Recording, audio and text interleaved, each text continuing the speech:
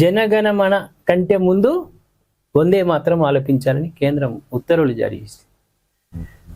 మనము ఫ్లాగ్ రోజు జనగణమన అధినాయక జయ హే భారత భాగ్య విధాత ఇది చదువుతూ ఉంటాం.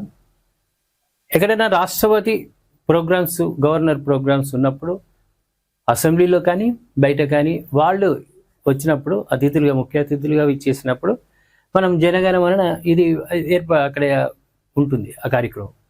కానీ కేంద్ర ప్రభుత్వం ఉత్తర్వుల మేరకు ప్రతి చోట కూడా వందే మాత్రం గీతాన్ని ఆలపించాలి.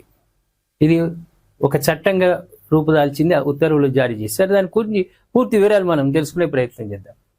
అన్ని ప్రభుత్వ కార్యక్రమాలు, పాఠశాలలు ఇక నుంచి జాతీయ గీతం జనగణమన కంటే ముందుగా, ఇక్కడ గుర్తుంచుకోవాలి, జనగణమన కంటే ముందు జాతీయ గీతం వందే మాత్రం ఆలపించాలని కేంద్రం పేర్కొంది. ఈ మేరకు బుధవారం కేంద్ర హోం మంత్రిత్వ శాఖ కొత్త నిబంధనలు అమలుకి తెచ్చింది.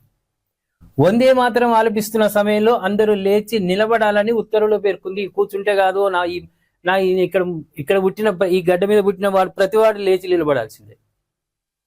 గడ్డం పెంచుకున్నవాడు కానీ గడ్డం లేనివాడు కానీ ఎవరైనా సరే వందే మాత్రం ఆలపిస్తున్నప్పుడు నిలబడాల్సిందే.